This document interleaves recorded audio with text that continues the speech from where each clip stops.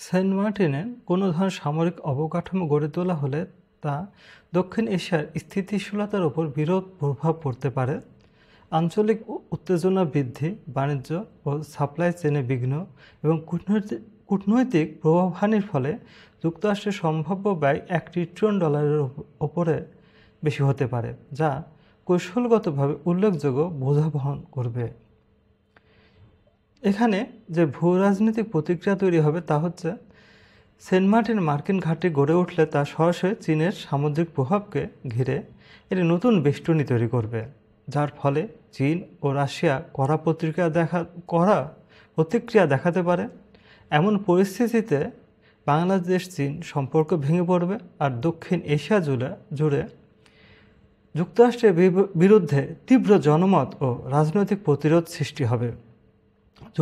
যুক্তরাষ্ট্রের ঘোষিত Indo Pacific strategy, যেখানে আঞ্চলিক স্থিতিশীলতা আনার কথা বলে, সেখানে সেন্ট মার্টিনে ঘাঁটি স্থাপন সেই স্থিতিশীলতাকে উল্টো অস্থিরতায় রূপান্তরিত করবে।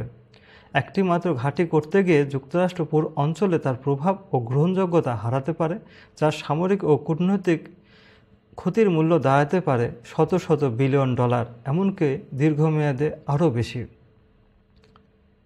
যুক্তরাষ্ট্রের সবচেয়ে বড় ট্রেড পার্টনারগুলোর মধ্যে রয়েছে বাংলাদেশ, বিশেষ করে রেডিমেড গার্মেন্টস, ফার্মাসিউটিক্যালস, জুতা ও চামড়াজাত পণ্যের বাজার গুরুত্বপূর্ণ ভূমিকা পালন করে।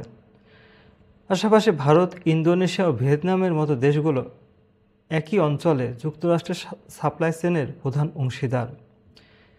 কিন্তু যদি যুক্তরাষ্ট্র এই এলাকায় সামরিক উত্তেজনা সৃষ্টি করে, তখন বাংলাদেশ, মিয়ানমার ও চীন ঘনিষ্ঠ রাষ্ট্রগুলো তাদের বাজার ও বাণিজ্য পথ সীমিত বা জটিল করে তুলতে পারে, যার ফলে মার্কিন কোম্পানিগুলোর উৎপাদন ব্যয় ও আমদানি খরচ 10 থেকে 15% ওপর বেড়ে যেতে পারে, যার এই সাপ্লাই চেন বিঘ্নের ফলে যুক্তরাষ্ট্রের প্রায় 200 থেকে 300 বিলিয়ন ডলার ক্ষতির কারণ হয়ে দাঁড়াতে পারে।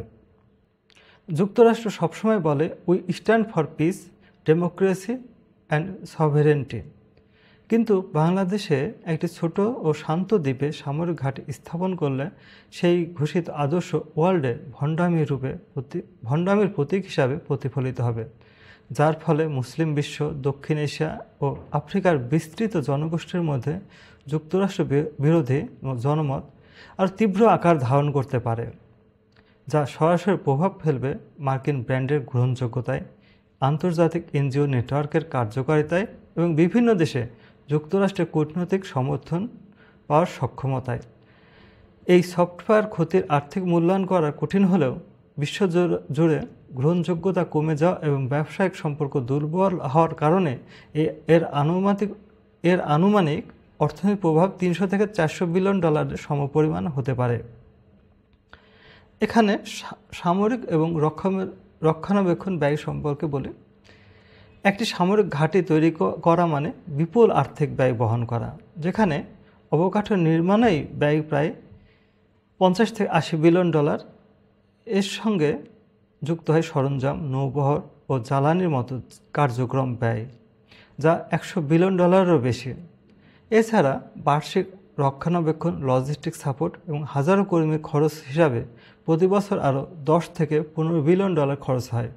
সব মিলিয়ে 20 বছরের ব্যবধানে একটি ঘাঁটি পরিচালনার মোট খরচ দাঁড়াতে পারে 300 থেকে 400 বিলিয়ন ডলার। ফলে দেখা যায় যে এমন বিনিয়োগে যুক্তরাষ্ট্র কোনো স্থায়ী বা কৌশলগত লাভ তো পায়ই না, বরঞ্চ এই অঞ্চলে ভৌগোলিক শত্রুতা এবং রাজনৈতিক প্রতিক্রিয়া বাড়িয়ে তুলতে কেবল ক্ষতির মুখেই পড়বে।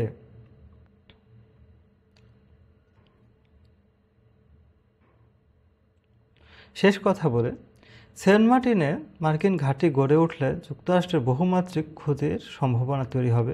ভূরাজনৈতিক অস্থিরতা, বাণিজ্য বিচ্যুতি, সাপ্লাই চেনের বিঘ্ন, আন্তর্জাতিক গ্রহণযোগ্যতা কমে যাওয়া এবং দীর্ঘমেয়াদী সামরিক ব্যয়ের কারণে যুক্তরাষ্ট্রের মোট ক্ষতির পরিমাণ দাঁড়াতে পারে $1 ট্রিলিয়ন বেশি।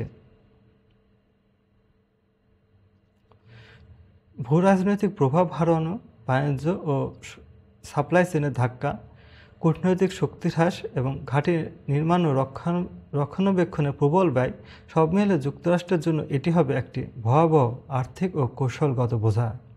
ফলে $1 ট্রিলিয়নেরও বেশি অর্থনৈতিক ক্ষতি নয়, বরঞ্চ যুক্তরাষ্ট্রের সামাজিক ক্ষতি হবে অসামান্য। তাই এই অঞ্চলে যুক্তরাষ্ট্র সামরিক নয়, বরঞ্চ ব্যবসাকেন্দ্রিক উন্নয়নের মাধ্যমে এই অঞ্চল থেকে $1 ট্রিলিয়নেরও বেশি তারা আগামী 10 বছরে লাভ করতে পারে, এবং সেটাই তারা করতে চায় প্রকৃতপক্ষে।